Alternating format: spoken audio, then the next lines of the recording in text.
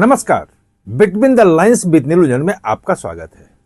आज हम बात करेंगे फिर से वंदे मातरम की। वंदे मातरम पे जो जो चीजें मैं आपको बता रहा हूं, दिशा में उसी दिशा में चीजें जा रही हैं। पॉलिटिकल टर्म उसी तरफ हो रहा है। ये अमित शाह का बड़ा बयान जो आज सामने आया है, जो चेतावनी दी है और जो भाजपा की तैयारी बताई है, वो ये बता रहा है कि आने वाले समय में वंदे मातरम इस देश में एक बड़ा मुद्दा बनाने की कोशिश भाजपा करेगी। एक जो सांस्कृतिक राष्ट्रवाद का जो प्रतीक के रूप में वंदे मातरम को सामने रखेगी। और सचमुच में सांस्कृतिक राष्ट्रवाद आजादी की लड़ाई में जो वंदे मातरम की भूमिका थी वो थी। लेकिन सबसे पहले शुरुआत करते हैं अमित शाह के बयान से, जो बड़ा बयान है और जो चेतावनी है। और उस चेतावनी जो है वो कल जो CWC की बैठक में हुआ उसको लेके है, कि जिसमें हुआ कि केवल 2 पैराग्राफ पढ़ा जाएगा, गाया जाएगा, शुरू के 2 वंदे मातरम का, पूरा नहीं, 6 नहीं।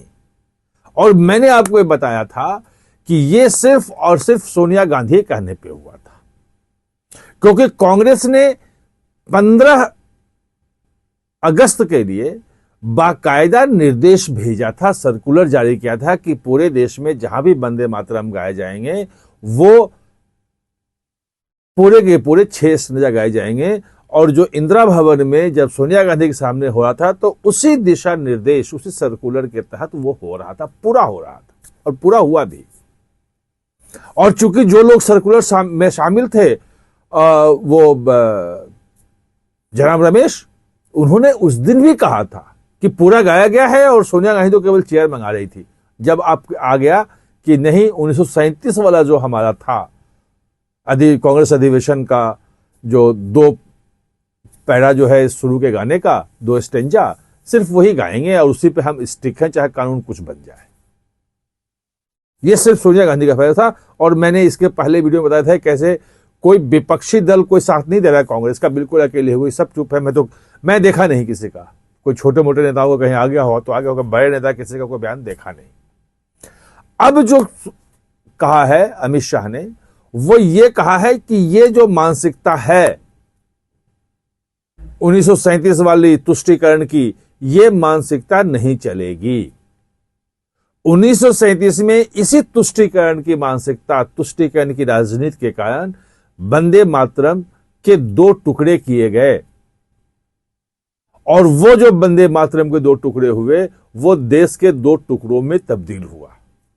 देश के बंटवारे के पीछे यही मानसिकता थी जो 37 में तुष्टीकरण के रूप में आपने रखी। और फिर लाहौर अधिवेशन में मुस्लिम लीग ने 3 साल बाद पारित किया कि हम पाकिस्तान बनाएंगे, पाकिस्तान का रेजोल्यूशन पास किया। तो अमित शाह ने कह दिया है कि अब 1937 की जो कांग्रेस की गलती थी वो गलती 2026 में सुधार दी गई है। अब पूरा का पूरा गाया जाएगा और वो तुष्टीकरण नहीं चलेगा। दूसरा जो उनका सीधा सीधा हमला है वो ये है कि कांग्रेस अधिवेशन का रेजोल्यूशन क्या संसद से पारित कानून से बड़ा है?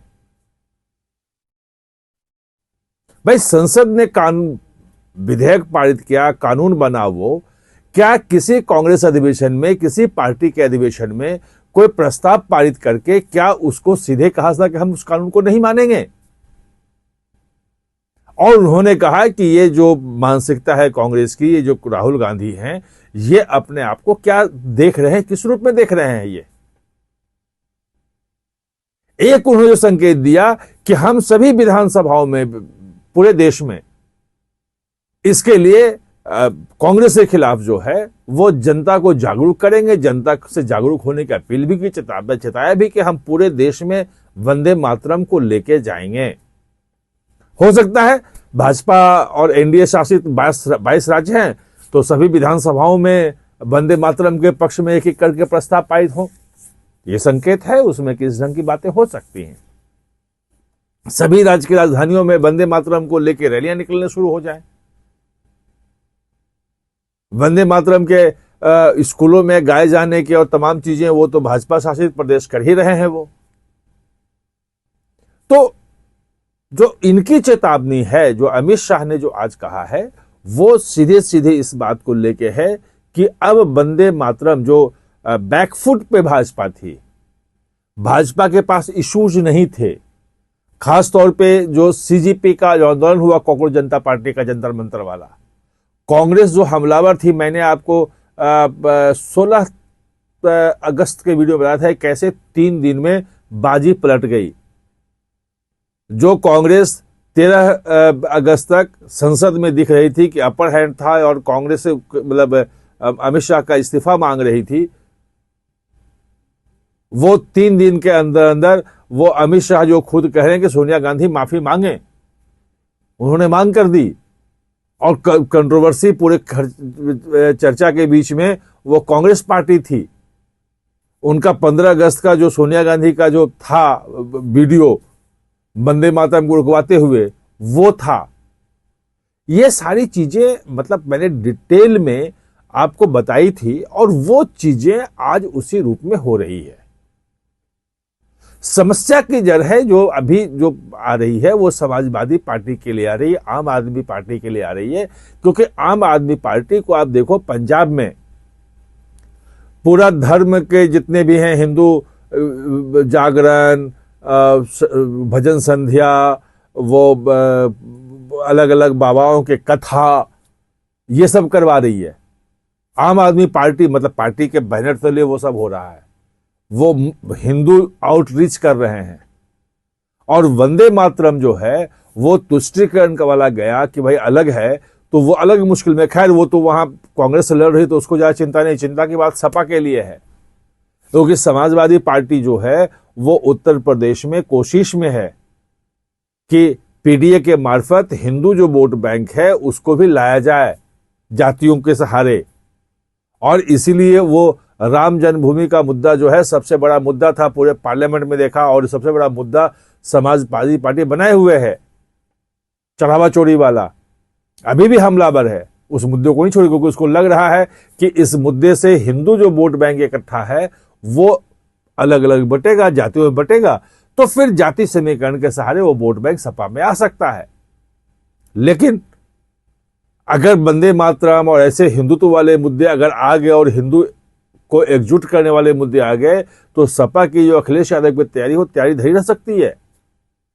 इसलिए विपक्षी दल सपा वगैरह सब चुप है, देख रहे क्या करना है। जो कांग्रेस के लोग हैं वो ये कह रहे हैं, जब मैं पूछ रहा हूं, बोले सपा कहीं नहीं जाएगी, उसको विरोध तो करना ही पड़ेगा क्योंकि मुस्लिम जो है तो उसी को वोट देते हैं। और सपा चूंकि वोट न बटे इसलिए वो कांग्रेस का समझौता होगा ही होगा। तो वो कांग्रेस वाले निश्चिंत हैं कि सपा हमारी लाइन को टो करने के लिए मजबूर है, कुछ नहीं हो सकता है। लेकिन अभी तक तो नहीं किया टो, आगे देखते हैं क्या होता है। आप हमारे साथ जुड़े, इसके लिए बहुत बहुत धन्यवाद।